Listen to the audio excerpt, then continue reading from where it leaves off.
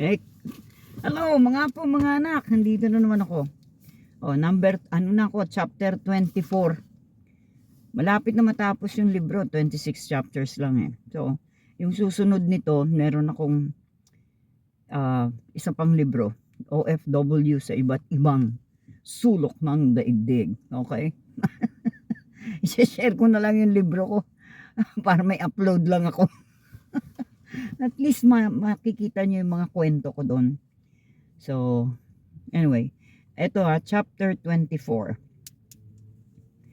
Iniingatang pagpapala ng Diyos.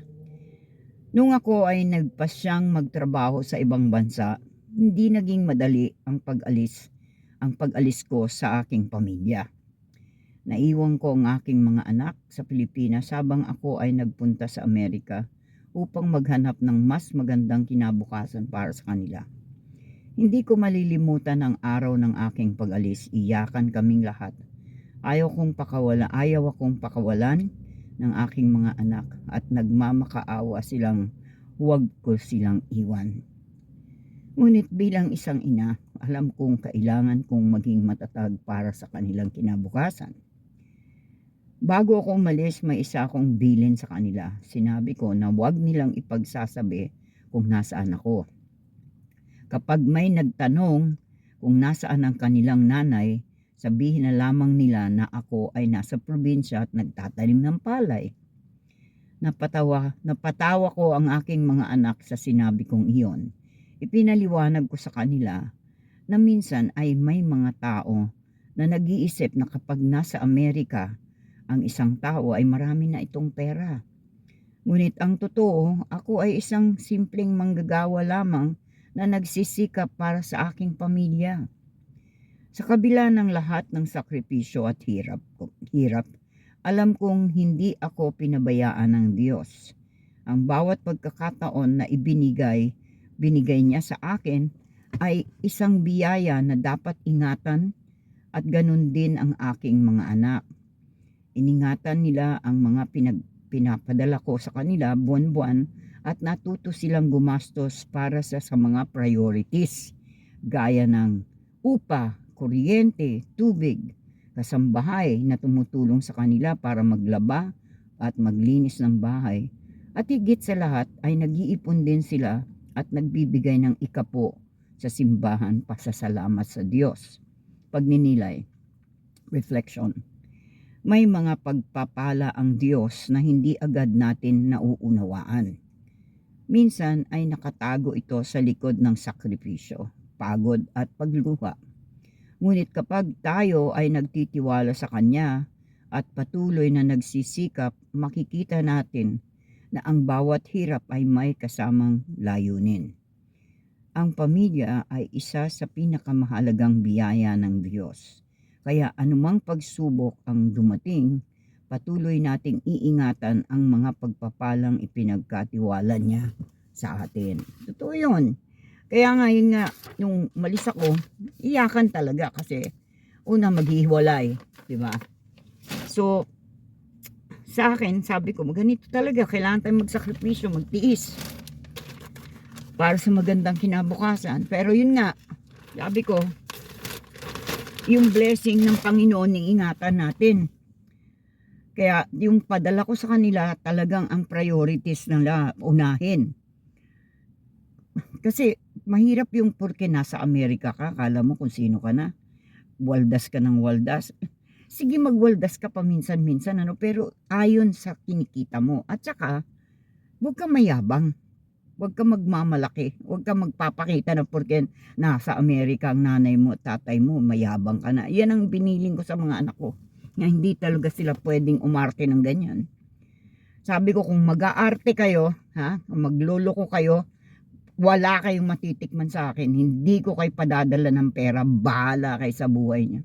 Ganun ako kahigpit. Kasi nagsasakripisyo ako para sa kanila. Hindi ako namumulot ng pera. You know? Kaya nga yung mga biyaya natin, iingatan natin yan.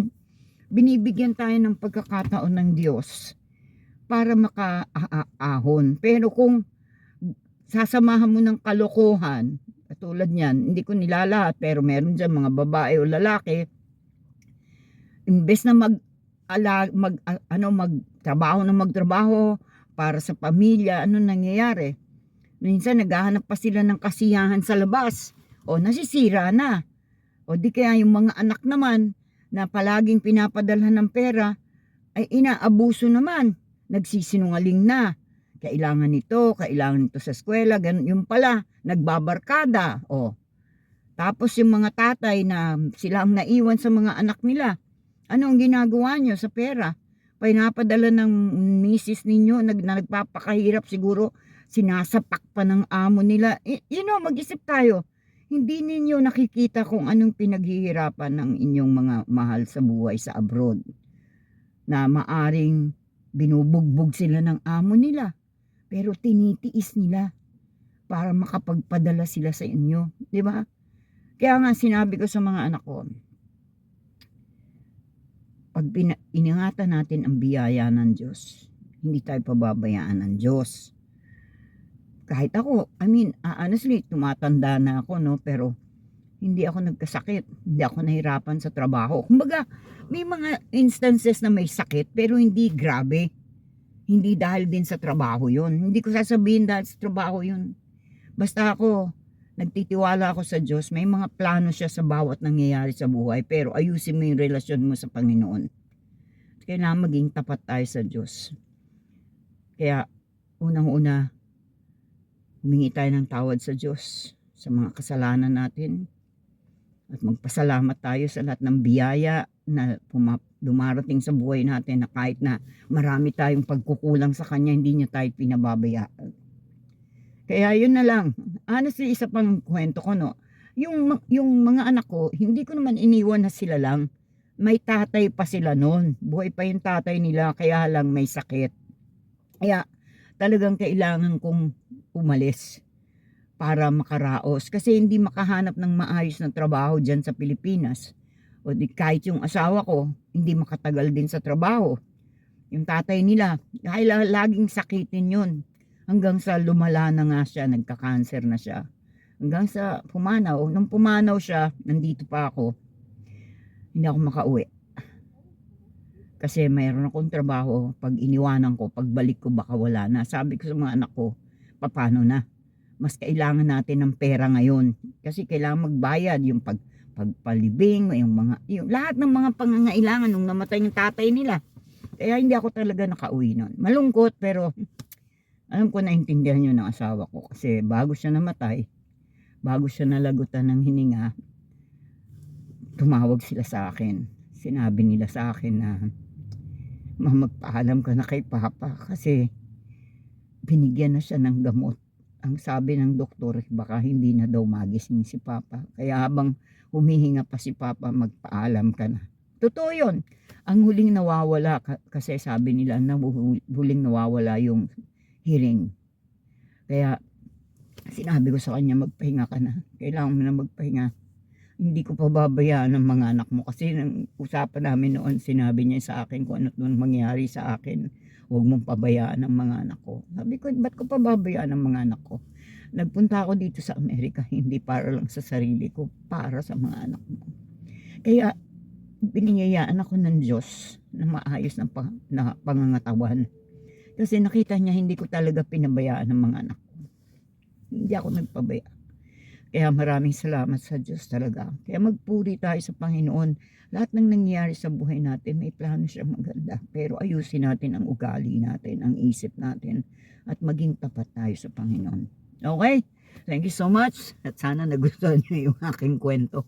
Ako'y naiiyak na. Okay. God bless us all. Bye now.